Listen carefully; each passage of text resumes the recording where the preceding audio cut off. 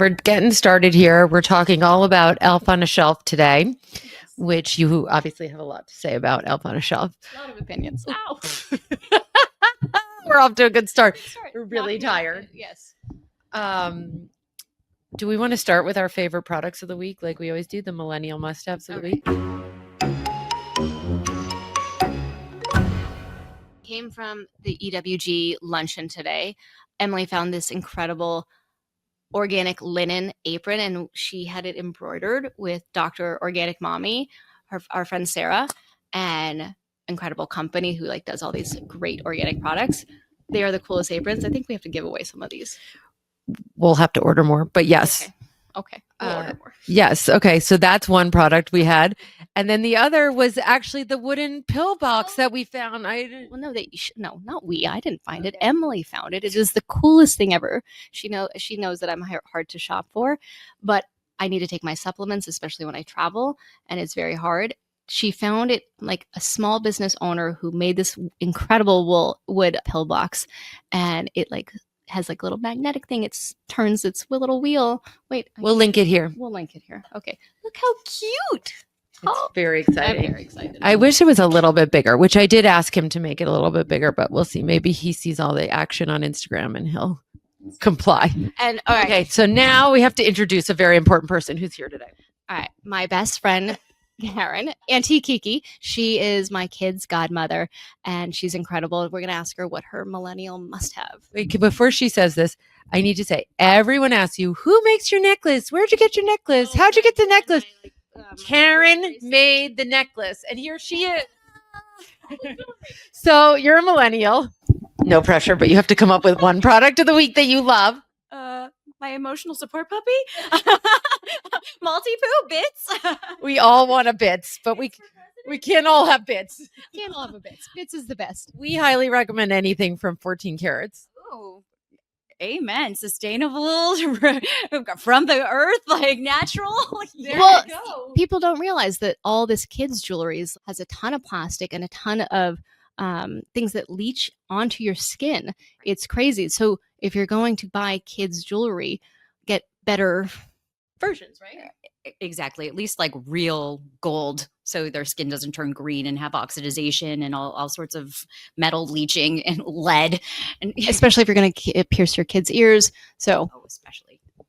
Exactly. So there you go. Yay. Thank you, Caryn. We're so happy you're here. Okay, now we're talking Elf on a Shelf, the topic of the day.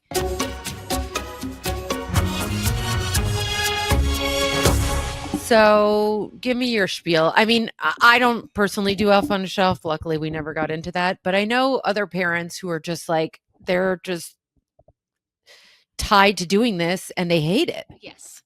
I think they feel, and the pressure that they feel is a lot. And I have a lot of opinions about it. Basically, every December rolls around and I get flooded with these questions. And we got so many this time that we felt like it was a podcast needed for the topic. But I think the problem is that Elf on the Shelf is supposed to be, quote, spying on your kids to evaluate their behavior. And that becomes problematic because the kids think, oh, well, I only need to be good as long as someone's watching me, as long as someone's evaluating me. So it doesn't come from the inside. The kids don't think to themselves, I need to contribute to my family. I need to be a willing member of my family. I need to show gratitude. And so it doesn't come from them. It's just an externalizing behavior, right? And it gets reinforced from the quote elf that's watching them. And it makes them think, oh, well, unless I'm being good, then Santa's not going to come. I'm not going to get a gift. So only if I have this good behavior, so it represents that whole naughty or nice aspect. You always say you don't like the terms good and bad when it comes to a kid in general. I feel like that's something that you've brought up before. Yes, because the thing is, when kids think of something as good or bad, it's so black and white, and the world doesn't work that way. We have to be careful when we use all these, the semantics matter with kids. And obviously we all make mistakes, and that's all right when we do that. And we don't want to be overwhelmed with the words that we're using, but it's just something to be mindful and think about. So let's say you're already stuck in this Elf on a Shelf routine, even if you're not having it like some people don't have it as a spy or a good or bad thing. They just do it as a funny thing, I think, for their kids. Isn't that part of it? I think that's the hard part. And that's what I don't like is there's so much pressure on parents to make this like theatrical, dramatic scene. And it's every day, right? And then social media makes it so much harder because you see all of these different extravagant, like crazy creative ways that the elf comes out. And so then there's this external pressure on parents when we already have so much, especially during the holidays, let alone the holidays. But it just doesn't feel worth it. And the other part of it is like the commercialism of it. It's not just the elf, like they have all the accessories, all the props, all the outfits, all the different scenes that you can buy. And so we're just trying to buy and buy more.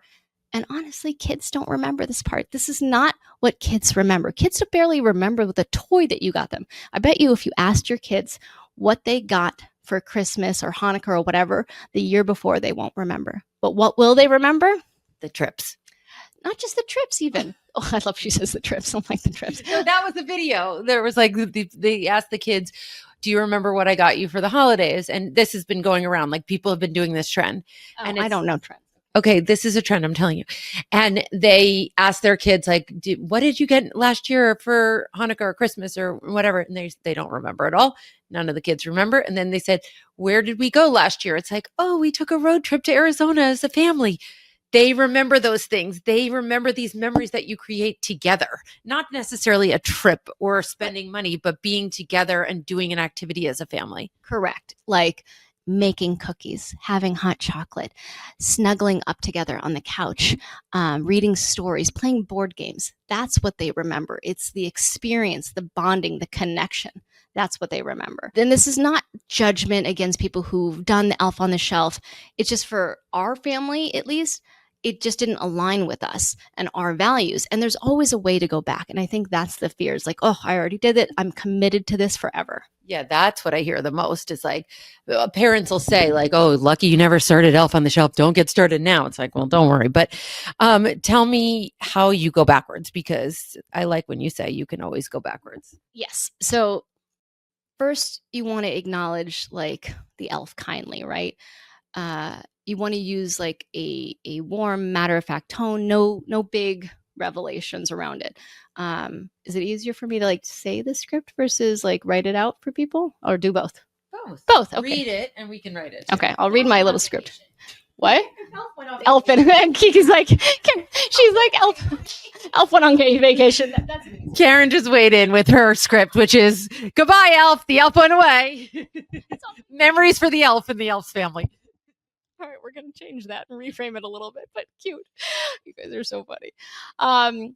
But you want to represent it to the kids like, here, you know how our elf comes to visit in December? Well, I've been thinking and I realized something sweet. Our elf is actually a helper of the Christmas spirit. He's not here to watch or report anything. He just likes bringing a little bit of magic. And the reason behind why you want to set it up that way is it removes that surveillance piece of it immediately. And I don't want kids to feel like they're being spied on because it says, oh, good behavior equals rewards. And that does not work. It works maybe briefly, but when they study reinforcement, it does not work that way. And so that's the problem. So the next thing you want to do is like you want to shift the elf's role. So converting the elves from like this like behavioral control piece to a symbol of seasonal magic. So this is another thing a parent can say. You know what else I learned? Elves can get really tired after a few years of visiting. And sometimes they start to slow down and visit less often. And it's part of their nature, like butterflies or fireflies, right? And you see a caterpillar turn into a butterfly, and then the butterfly goes on its way, it gets tired, and then it dies. And that's part of the cycle of life. And it happens. And kids notice that. And they start to notice that around 4 years old, which is why kids will say, oh, they went on a magic road trip or went on a fun vacation or went on a forest journey and then they died. You know, it's nothing to be concerned about. It's just very developmentally appropriate. So this makes like the elf less active and it makes it more normal and natural, right? And that's what you want to try and represent. Now, how do you transition the elf out? This is a way to do it. There's a couple ways. One, you can like have a letter if you want to be creative. You can just write a letter from the elf. You're already being pretty creative. You might as well just do the letter. Okay, fine. Do the true, fair point. That's true. If you're going to go all out and like toilet paper the tree and have little footsteps of the elf. Just write the letter goodbye. Okay. Well, okay, fine. That's a great, exactly. That elf got, Caryn was saying that the elf got promoted and got hired by Santa's workshop. There's a lot of ways to do it. So you can say, visiting your home has brought me joy, but now I'm needed back in the enchanted North Pole to help the winter animals and the sparkly pine forests. I will always remember the magic that we shared. Love, the elf. Oh, I love that. That's awesome. Okay, give me the other one. The other one. Okay, so this is when, like, the other option, like the elf becomes like a seasonal decoration, right? So you can say, our elf doesn't need to move anymore. He just wants to sit here and be part of our winter table and our winter decorations, and he wants to watch everything. And this way, this lets you retire him without contradicting the past years. Great. Yeah. And then this is really helpful, I think. I got to tell you, I want these all written out. I've got it written out. That's why I wrote it out. Okay. And then you want to reframe the child's relationship to the elf. You can kind of invite the child into this more like imaginative story-based role. So saying something like, elves are happiest when kids make their own magic with stories and play. We don't need him to do tricks or move every night. Just his presence is enough. And kids might be sad about that. Remember, they might be like, well, why? Why can't he do more things? Just sit with it. You don't need to go and explain and over-explain. I call it word vomit. You coach me a lot on this, yes. On word vomit, when parents just talk too much because they feel like they need to justify themselves. You're allowed to sit with your child's sadness or their frustration, or they're like, oh, but why can't they do that? I know. I get it. It can be disappointing and sad that he's not going to do that, but he just honestly wants to sit and watch and enjoy all of the magic spirit because it comes from you and inside you. The big thing, the parental guilt. Yeah, because you see everybody on Instagram and they're all still doing the elf and they're all still making it work, and you feel like, oh, I failed and I gave up on the elf and I'm a bad mom. I know this feeling. I don't want anybody to feel like the guilt and the pressure, and we have to take away from that. Your kids aren't going to remember these things again. Your kids are going to remember the love, not the logistics. You haven't harmed their imagination. You're just participating in it. And now you're simply guiding them into a healthier place, if that makes sense. And so honestly, when you remove this and you do it in a different way and reframe it for them, it's a lot better. Yeah, I can't wait to hear from people who try these scripts and put this into action. You're really helping a lot of people with their load of December. December is way too much. I get very overwhelmed, but I find that you can do different things. Like what I love to do is our advent calendar, and it's all, and you don't have to give gifts. It's not all about giving gifts. Well, Emily's telling me link it here. She's linking it here. Okay. What I like to do, so I have 4 kids, and each kid gets a turn. And what I do is put a gemstone in each pocket. And so it's not a big gift. And you can get gemstones on Amazon, Auntie Kiki's. Caryn, I got a bunch of gemstones. Crystals. We call them crystals. Sorry. Oh, crystals. Natural. Oh, gemstones aren't natural? Oh, gemstones sound more expensive. It's crystals. Sorry. Thank you. I don't know what they're called. And then putting a note inside of acts of kindness and generosity towards yourself, your peers, your teachers, your family, helping your community. And I have a whole guide there of listing it and giving different examples and different ages and age ranges. And for people who don't have the time for that, there are other options on that link for things that don't require you to even write out each thing. 100%. And remember, at the end of the day, it's just being with your kid and having those moments of connection. Amen. Okay. I think we did this, and we're going to put the scripts up on the Instagram so that we have both written and you get to hear them, which I think is sometimes helpful for some people. We did a poll on that and people wanted both versions. And now we have both. So thank you. Happy holidays. Happy holidays.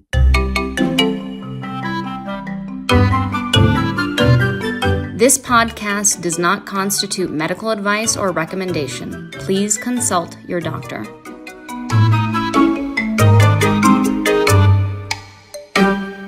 Thank you.